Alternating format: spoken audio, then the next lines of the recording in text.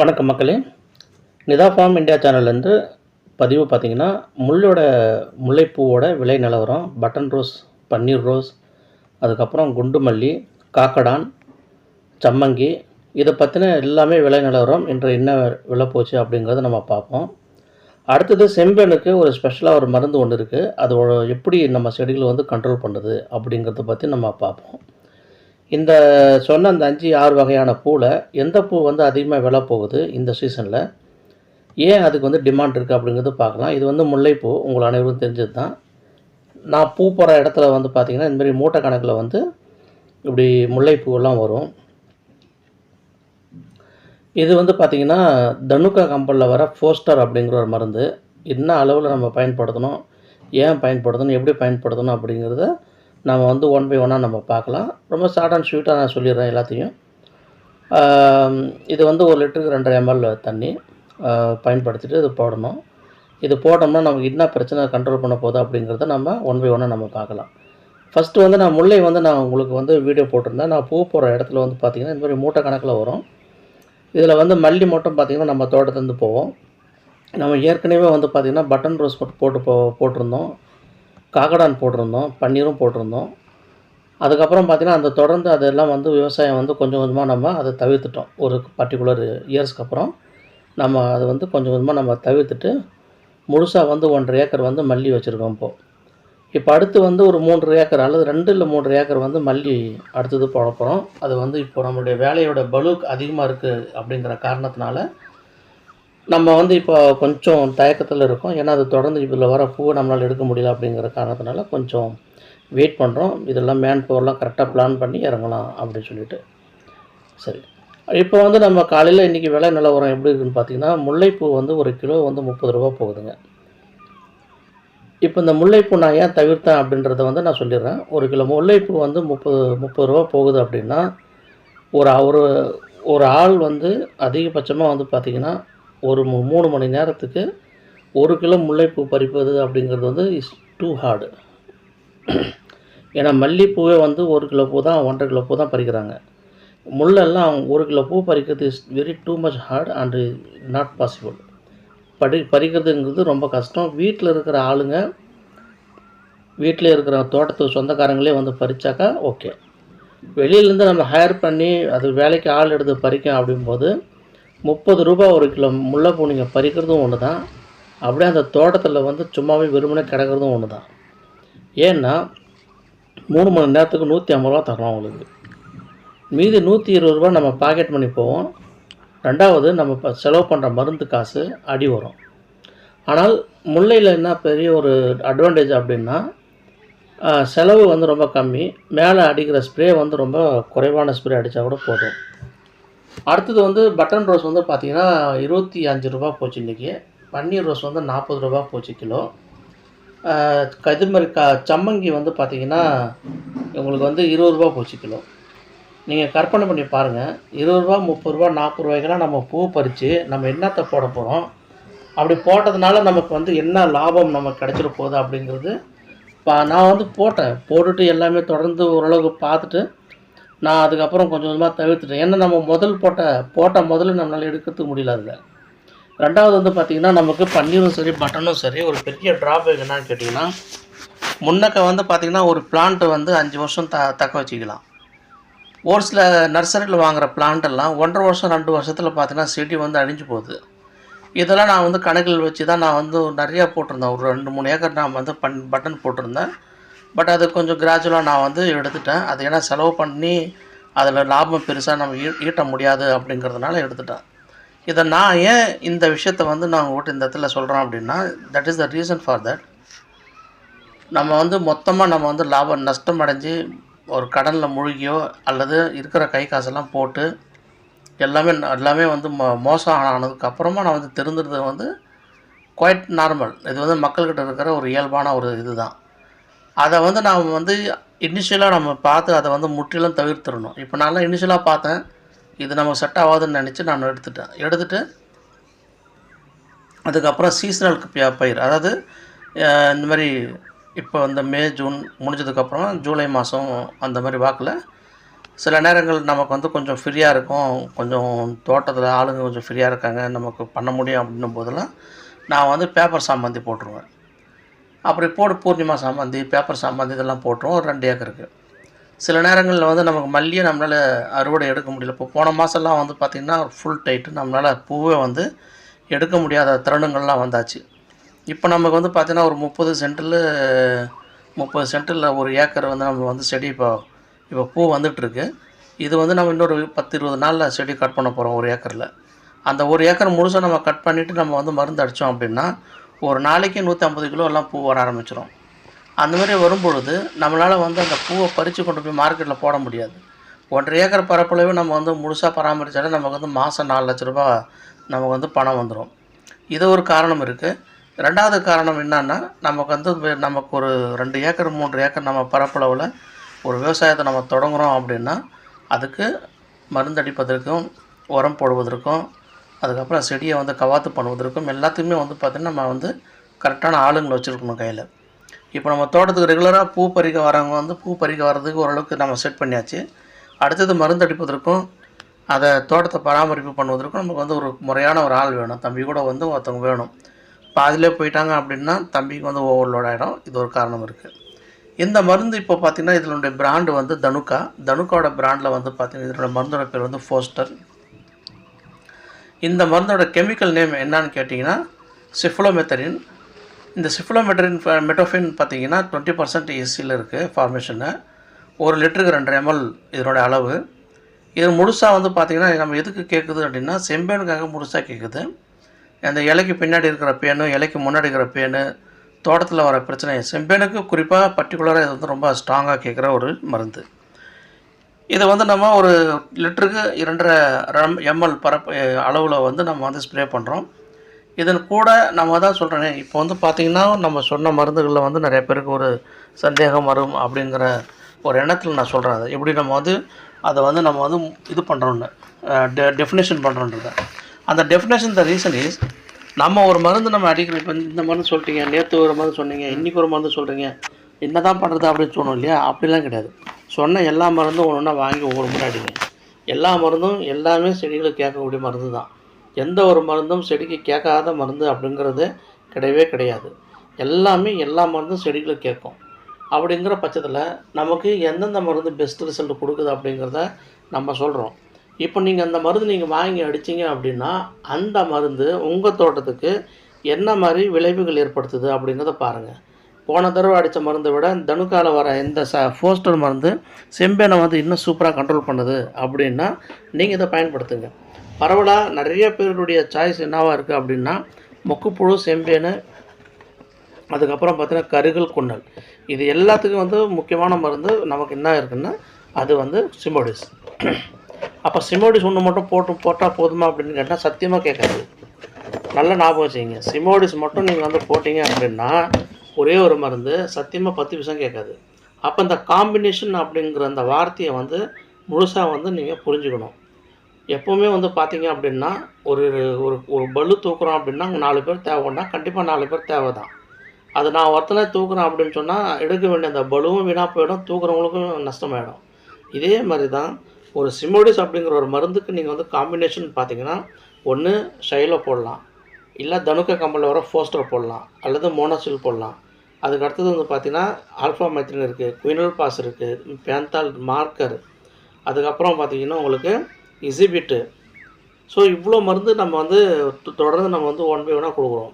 துளுருக்கு வந்து இசாபின்னு, எக்ஸோடிஸு, அதுக்கப்புறம் ஃபென்டா ப்ளஸ்ஸு, இந்த மாதிரி வந்து துளுருக்கு கொடுக்குறோம். துளுருக்கு இது கூட வந்து பார்த்திங்கன்னா மகாதன் கம்பெனியில் வர NPKS, MN மிக்சரு, டாட்டா கம்பெனியில் வர சர்ப்ளஸ்ஸு, டாட்டா கம்பெனியில் வர MN மிக்சரு.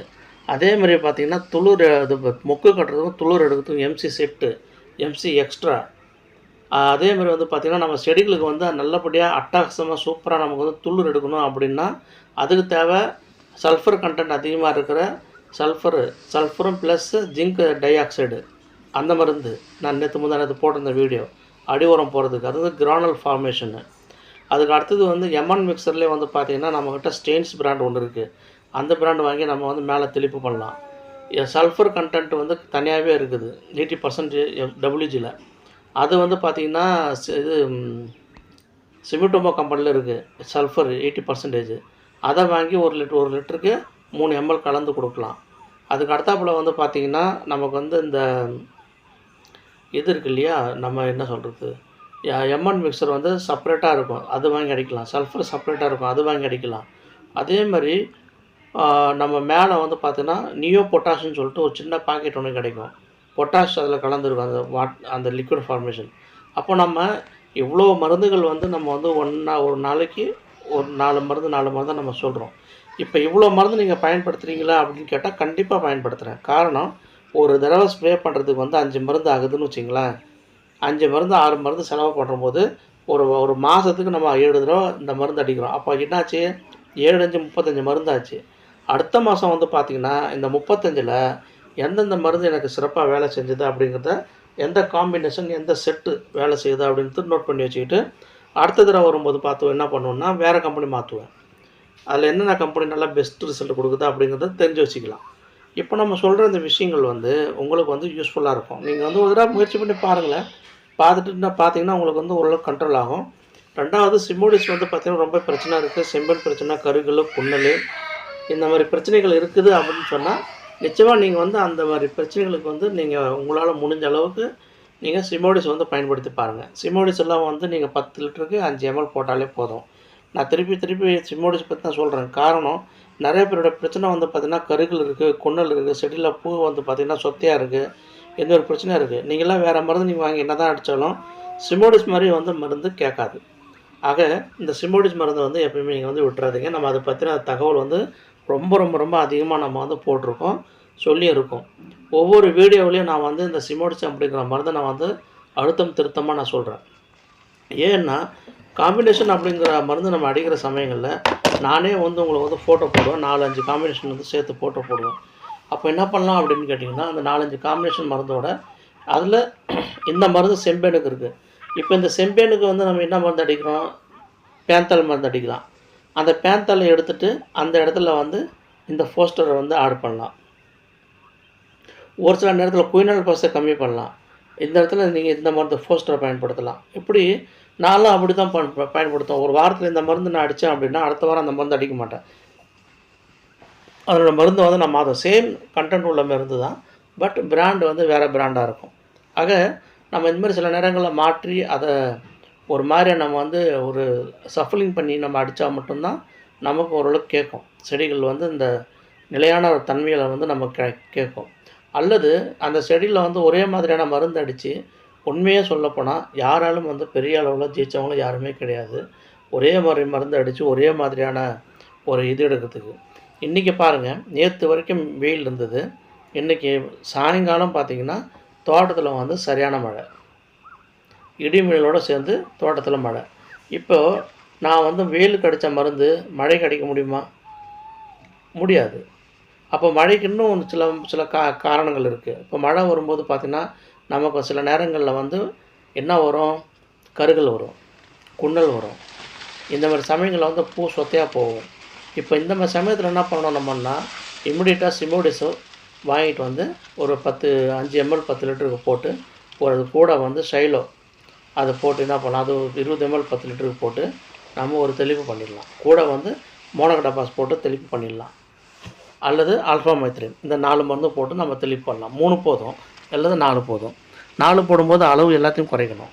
ஷைலோ 10 ml போடணும், ஆல்ஃபா மைத்ரின் 10 ml, மோனோக்ரோட்டோபாஸ் 10 ml இப்படி போடணும். இன்னொரு மருந்து நீங்கள் வந்து குயினால் பாஸ் சேர்க்குறீங்களா, இன்னும் நீங்கள் வந்து அளவு கம்மி பண்ணணும்.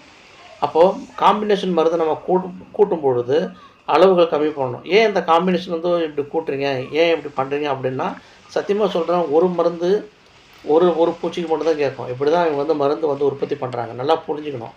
ஒரு மருந்து செம்பேனு கேட்கும், அவ்வளோதான். அதில் புழு வந்தால் புழு கேட்காது. ஒரு மருந்து அந்த சொத்தையாகிற பூ கேட்கும், பூ கருகல் கேட்காது. அப்படி பண்ணி வச்சுருக்காங்க. அது நமக்கே வந்து பார்த்திங்கன்னா ஒரு கான்செப்ட் புதுசு தான். ஒரு மருந்து அடித்தா எல்லாத்தையும் கேட்கணும் அப்படின்னா கேட்க மாட்டேங்குது. ஒரு மருந்து ஒரு செயலுக்கு மட்டும்தான் அது வந்து மிக தெளிவாக கேட்குது தவிர, மற்ற எல்லா செடிகளுக்கும் அந்த செடியில் இருக்கிற மொத்த பிரச்சனையும் வந்து கேட்குற மாதிரி மருந்து வந்து இது வரைக்கும் இல்லை. 4 மருந்து 5 மருந்து போட்டால் மட்டும்தான் செடியை வந்து நம்மளால் காப்பாற்ற முடியுது. மல்லியை பொறுத்த வரையில் மற்ற பயிரை பற்றி நமக்கு அவ்வளோ பெரிதாக தெரியல. காரணம் என்னவென்றால் நான் அதிகப்படியாக நான் வந்து வச்சுருக்கிறது எல்லாமே வந்து முருங்கை, தென்னை, அப்புறம் தேக்கு இந்த மாதிரி மரங்கள் தான் நான் வச்சுருக்கேன். அதனால் அதுக்கெல்லாம் பார்த்திங்கன்னா நம்ம வந்து பெருசாக பெஸ்டிசைட்லாம் பெருசாக இல்லை, சுத்தமாக அடிக்கிறதே கிடையாது. என் தோட்டத்துலலாம் உள்ளே வந்து பார்த்திங்கன்னா சும்மா ஒரு விரல் நோண்டிங்கனாலே அதில் கிடைக்கும் உங்களுக்கு வந்து 100, 200 மண்புழு கிடைக்கும். என்னோடய மண் வந்து அப்படியே ஒரு தங்கமாக மாற்றி வச்சுருக்கேன் அந்த மண் வளத்தை.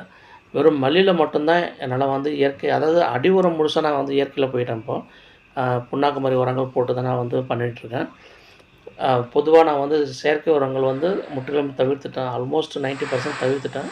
சில நேரங்களில் பூ எப்போயாவது கொஞ்சம் முன்ன பின்ன வரும் அப்படின்னும்போது மட்டும்தான் சில உரங்கள் நான் சொன்னேன் இல்லையா, ஆல்சிஷியன், ஃபெக்டாம்பஸு, இது டிஏபி, பொட்டாஷ் இந்த மாதிரி உரங்கள் வந்து போடுவேன். அதுவும் எப்போயாவது 3 மாதம் 4 மாதம் ஒருக்கா தான் போடுறது. மீதி நேரங்கள்லாம் வந்து பார்த்திங்கன்னா உங்களுக்கு ஏற்கனவே பல வீடியோ நான் போட்டிருக்கேன். ஒரு ட்ரம்மில் வந்து நான் வந்து புண்ணாக்கு ஊற வச்சு அதுக்குள்ளே 5, 10 தேங்காய் துருவி போட்டு அதுக்குள்ளே பெருங்காயத்தை போட்டு ஒரு 10, 30 கிலோ இது கொண்டு வந்து போட்டு வாழைப்பழத்தை போட்டு இந்த மாதிரி நான் உருவாக்கி தான் நான் வந்து போடுறது இயற்கையில் முறையில். இது வந்து எல்லோரும் பண்ணலாம். இதை பற்றின தகவல் வந்து நம்ம வீடியோவிலே வந்து பதிவு பண்ணி வச்சுருக்கேன். நிதா ஃபார்ம் இந்தியா சேனல் பதிவு அந்த சேனல்லே வந்து அந்த தகவல்லாம் நான் வந்து பதிவு பண்ணி வச்சுருக்கேன். தேவைப்படுறவங்க சர்ச் பண்ணி நீங்கள் ஒரு தடவை பார்த்துக்குங்க அது எப்படி பண்ணுறது அப்படிங்கிறத முழுசாக நான் வந்து சொல்லியிருக்கேன். இப்போ கூட 200 லிட்டர் தண்ணி இருக்குது என்கிட்ட. அது அந்த 200 லிட்டரை 600 லிட்டரை நம்ம தனியாக மாற்றலாம். அந்தளவுக்கு வந்து மெருகேற்றி வச்சுருக்கோம். அது போக வந்து பார்த்திங்கன்னா நம்மக்கிட்ட மீன் அமிலம் இருக்குது. மீன் அமிலம் வந்து 10 கிலோ கொண்டு வந்து வச்சு போட்டு அதுவும் வெல்லத்தை போட்டு அதுவும் ஊற வச்சுருக்கோம். ஸோ இந்த மாதிரி வந்து பார்த்திங்கன்னா நம்ம வந்து பொதுவாகவே செயற்கை உரங்கள் வந்து ஏன் கம்மி பண்ணுறோம் அப்படின்னா மண்ணுக்கும் நல்லது கிடையாது. 2வது விலை வந்து பார்த்திங்கன்னா விண்ண தொற்றுருக்கு. அதேமாதிரி மேலே அடிக்கிற ஸ்ப்ரேவும் வந்து பார்த்திங்கன்னா பயங்கர காஸ்ட்லியாக இருக்குது. இதை வந்து நம்ம வந்து தொடர்ந்து இதை பற்றி நம்ம அதாவது எந்த அளவுக்கு செயற்கை சொல்கிறோமோ அதுக்கு இணையாக நம்ம வந்து இயற்கையை பற்றி நம்ம சொல்லிட்டு தான் இருக்கோம். ஒரு தடவை முயற்சி பண்ணி பாருங்கள். நம்ம தோட்டம், நம்ம செடி, நம்ம பூ, தப்பு நடந்தாலும் ஒன்றும் ஆகிட போகிறது கிடையாது. நான் அந்த ஃபார்முலா தான் நம்ம பண்ணுறது. ஏன்னா நஷ்டம்னா அது என்ன மட்டும் தான் சாரும். நான் யாருக்கும் பதில் சொல்லணுங்கிற அந்த தேவைப்படாது. அதனால் நம்ம முயற்சி பண்ணி பார்த்தா என்ன இருக்க போகுது, முயற்சி பண்ணி பார்ப்போம். ஒருவேளை நல்லா சக்ஸஸ் ஆகிட்டோம்னு வச்சிங்களேன், அது ஒரு புதிய கண்டுபிடிப்பாக மாற்றிக்க வேண்டியது தான். பல பேர் சொன்னாங்க, நம்ம பண்ணி பார்த்தோம், நமக்கு சாட்டிஸ்ஃபேக்ஷன் அப்படிங்கிற அந்த எண்ணம், அந்த தாட் ப்ராசஸில் ஐ ஆம் டூயிங் ஆல்வேஸ். இதை வந்து நான் வந்து ஒரு மல்லி விவசாயம் பொறுத்த வரைக்கும் நம்ம வந்து மேலே வந்து பார்த்திங்கன்னா பெஸ்டிசைட் பண்ணுறது, அடி உரம் போகிறதுங்கிறது இஸ் குவைட் நார்மல். பிகாஸ் மல்லியை பொறுத்த வரைக்கும் நம்ம இன்றைக்கி அடிக்கிற மருந்துன்னா நாளைக்கு அடுத்த நாள்லாம் அதனோட தாக்கமெல்லாம் பெரிய லெவலில் இருக்க போகிறது கிடையாது. இதுவே somebody doing for any vegetables or some fruits and some other things, நிச்சயமாக அதெல்லாம் ரொம்ப கேர் எடுத்துக்குங்க. அதிகப்படியாக யாரும் வந்து பெஸ்டிசைடெலாம் பயன்படுத்தாதீங்க. இது வந்து மக்களுக்கு உணவாக போகின்ற ஒரு உணவு அப்படிங்கிறதுனால அதில் நம்மளுடைய பங்களிப்பும் நம்முடைய முழுசாக அதனுடைய ஒரு கவனமும் நமக்கு தேவை. யாரோ ஒருத்தங்க குழந்தைங்க சாப்பிடுவாங்க. அதனால் முடிஞ்ச அளவுக்கு don't use the most pesticides. முடிஞ்ச அளவுக்கு வந்து பார்த்திங்கன்னா 10 இலை கஷாயம் பண்ணுங்கள். அப்படி இல்லையா வேப்ப இலையை வந்து ஊற வச்சு பண்ணுங்கள். வேப்பங்கொட்டையை இடித்து ஊற வச்சு பண்ணுங்கள். அதேமாதிரி வந்து பார்த்திங்கன்னா எண்ணெய் கரைசல் பண்ணுங்கள். மேலே எண்ணெய் கரைசலோடு சேர்த்து பெருங்காயத்தை போட்டு கரைசல் பண்ணுங்கள்.